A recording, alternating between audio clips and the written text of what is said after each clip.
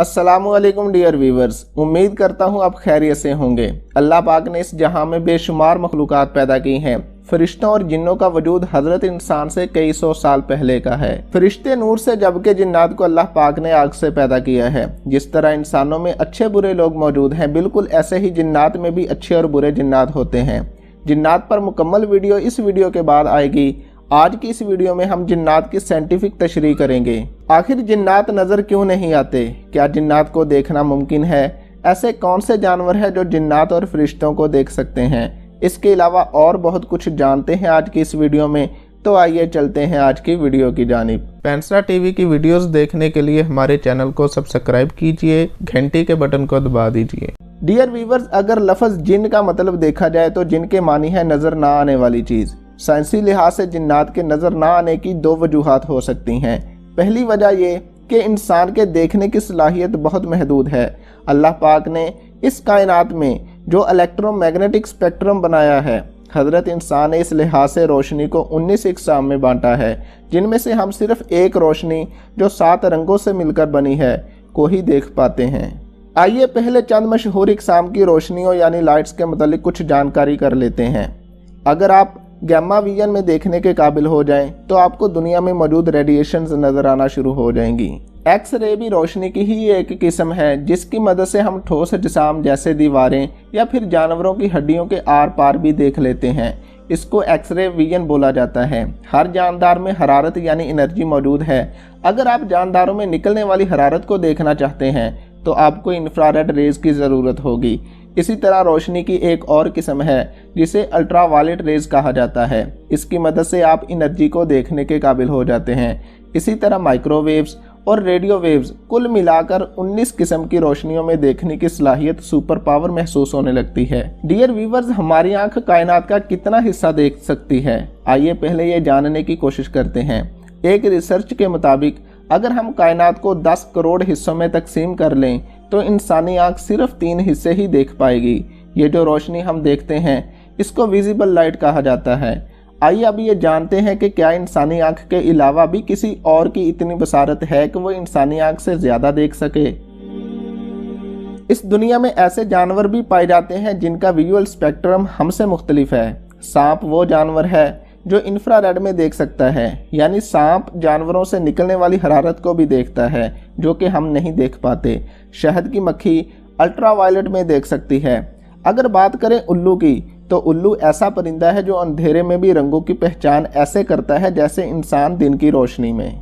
American cook नामी परिंदा एक ही वक्त में 180 डिग्री का मंजर देख सकता है, जबकि बकरी 320 डिग्री तक देख सकती है। अगर बात करें गिरगिट की तो ये एक ही वक्त में 2 मुख्तलिफ समतों में देख सकता है, यानी अगर ये कहा जाए कि गिरगिट एक ही वक्त में लेफ्ट और राइट देख सकता है तो ये कहना गलत नहीं होगा। इसी तरह अगर बात करें अफ्रीकी प्रॉन्ग्स नामी हिरन की तो ये हिरन एक साफ रात में सियारा सैटर्न, जिसे ज़हल भी कहते हैं, इस सियारे के गिर्द बने हुए गैस के दायरे को देख सकता है। अब डियर व्यूवर्स, आप अंदाज़ा कर सकते हैं कि इंसान के देखने की सलाहियत कितनी महदूद है। हज़रत इंसान अक्सर उन चीज़ों को नहीं देख पाता जिनको जानवर आसानी से देख लेते हैं। अब आइए ज़रा हुज़ूर अकरम सल्लल्लाहु अलैहि वसल्लम के इरशाद की तरफ। तिरमिज़ी शरीफ में हदीस मुबारक मज़कूर है, जिसका मफ़हूम कुछ यूँ है कि जब तुम मुर्ग की आवाज़ सुनो तो उस वक़्त अल्लाह से उसका फ़ज़ल मांगो, क्योंकि मुर्ग फरिश्तों को देखकर बोलता है।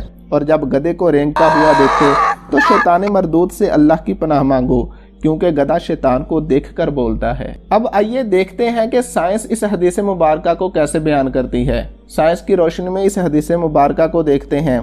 डियर व्यूवर्स, अगर मुर्ग की आंख का मुतालिया करें तो ये जानकर हैरत होती है कि मुर्ग की आंख इंसानी आंख से 2 बातों में बहुत बेहतर है। पहली बात यह कि इंसानी आंख में जहां 2 किस्म के लाइट रिसेप्टर्स होते हैं, वहां मुर्ग की आंख में 5 लाइट रिसेप्टर्स होते हैं।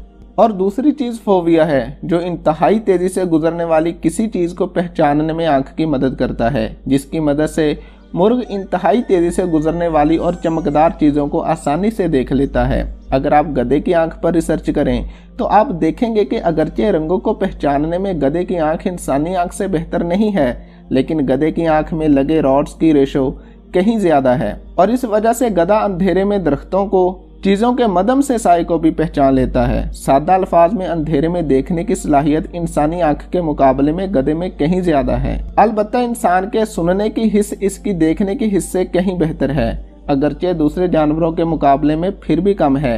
इंसानी कान 20 हर्ट्ज से लेकर 20,000 हर्ट्ज तक फ्रीक्वेंसी वाली आवाज़ें सुन सकता है, जबकि न्योले की तरह का एक जानवर जिसको बिज्जू कहा जाता है, इस बिज्जू की सुनने की सलाहियत 16 हर्ट्ज से लेकर 45,000 हर्ट्ज तक होती है। और शायद इसी वजह से जो लोग जिन्नात के साथ हुए वाक़यात रिपोर्ट करते हैं वो देखने की बजाय सरगोशियों का ज़्यादा जिक्र करते हैं। अमूमन एक सरगोशी की फ्रीक्वेंसी तकरीबन 150 हर्ट्ज होती है और यही वो फ्रीक्वेंसी है जहां पर इंसान का अपने जहन पर कंट्रोल ख़त्म होना शुरू हो जाता है। इसकी वाज़ेह मिसाल ASMR थेरेपी है, जिसमें 100 हर्ट्ज की सरगोशियों में इंसान के दिमाग को सुकून दिया जाता है। डियर व्यूवर्स, एक वजह तो हमने जान ली कि हम जिन्नात को क्यों नहीं देख पाते। असल में हमारी देखने की सलाहियत ही बहुत महदूद है और हम जिस रोशनी में देखते हैं, जिसे विजिबल लाइट का नाम दिया जाता है, इसमें जिन्नात का नजर आना मुमकिन नहीं। आइए अब ज़रा दूसरी वजह भी जानते हैं। एक और एंगल से परखते हैं कि जिन्नात हमें नज़र क्यों नहीं आते। आइए पहले एक थ्योरी को समझने की कोशिश करते हैं। 1803 ईस्वी में डाल्टन नामी साइंसदान ने एक थ्योरी पेश की थी कि हर मादे की छोटी से छोटी कोई ना कोई इकाई ज़रूर होती है, जिसको मिलाकर वो मादा हासिल किया जा सकता है। फिर उस इकाई को डाल्टन ने एटम का नाम दिया। 100 साल तक हम सिर्फ एटम को ही सबसे छोटा ज़र्रा मानते थे। फिर थॉमसन नामी साइंटिस्ट ने एटम के गिर्द मज़ीद छोटे ऑब्जेक्ट्स की निशानदेही की, जिन्हें इलेक्ट्रॉन्स का नाम दिया गया। फिर 7 साल बाद रदरफोर्ड ने एटम के न्यूक्लियस का अंदाज़ा लगाया और फिर सिर्फ 2 साल बाद बोहर साइंटिस्ट ने बताया कि इलेक्ट्रॉन्स एटम के गिर्द घूमते हैं, जिन पर नेगेटिव चार्ज होता है, जबकि न्यूक्लियस में पॉजिटिव चार्ज के हामिल प्रोटॉन्स और न्यूट्रल न्यूट्रॉन्स होते हैं। बोहर के सिर्फ 10 साल बाद 1926 में एक और साइंटिस्ट ने एटम के अंदर मुख्तलिफ एनर्जीज के बादलों को दरियाफ्त किया। अब देखिए कि जो चीज़ 218 साल पहले एक थ्योरी थी, अब वो हकीकत बन चुकी है और आज हम सब एटम की साख्त से बाखबर हैं। हालांकि एटम को देख पाना आज भी इंसानी आंख के लिए पॉसिबल नहीं है। आइए अब जरा देखते हैं मुख्तलिफ डायमेंशंस को। ये सारी कायनात जिसे हम आज देख पा रहे हैं, ये 3D यानी 3 सम्मतों में है।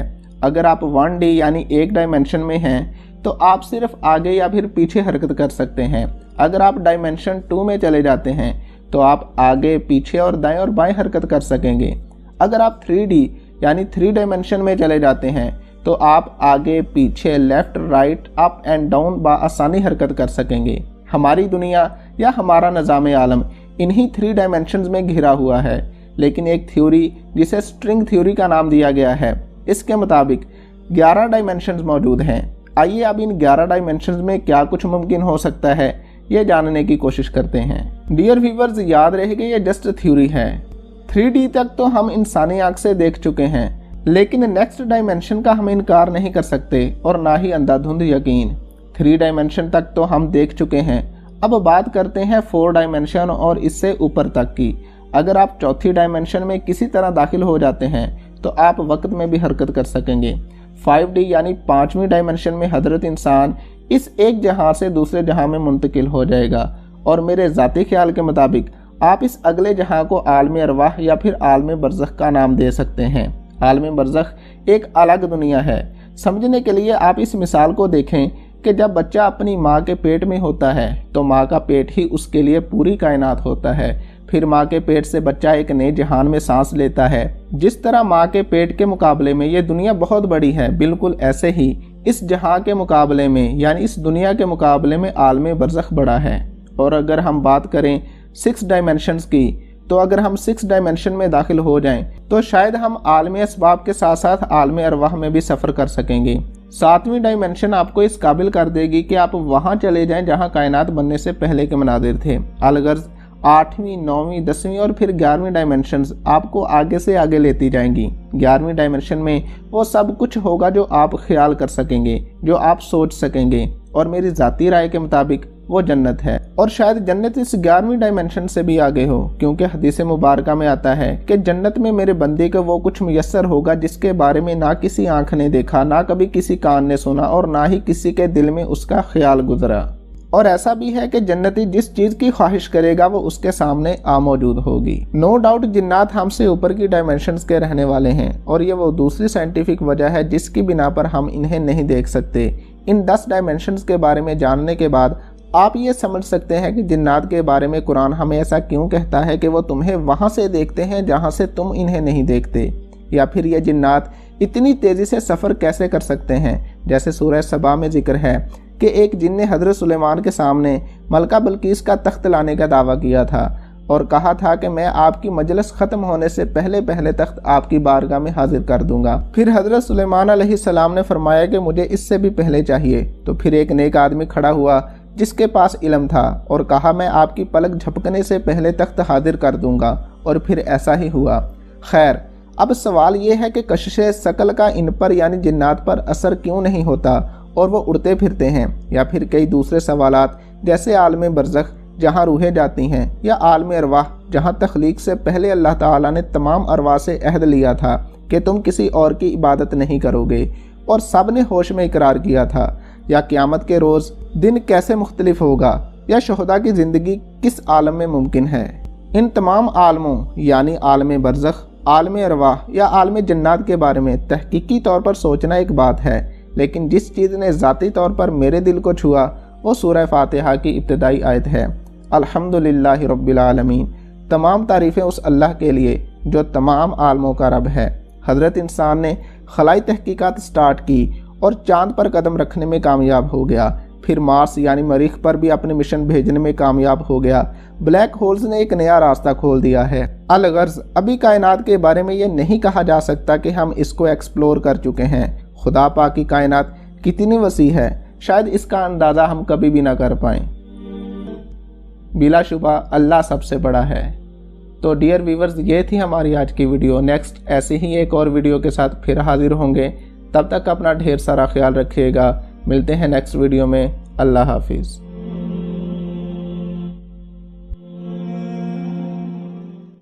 چینل کو سبسکرائب نہیں کیا تو کر دیں اور بیل آئیکن کو دبا دیں، لائک، کمنٹ اور شیئر کر دیں۔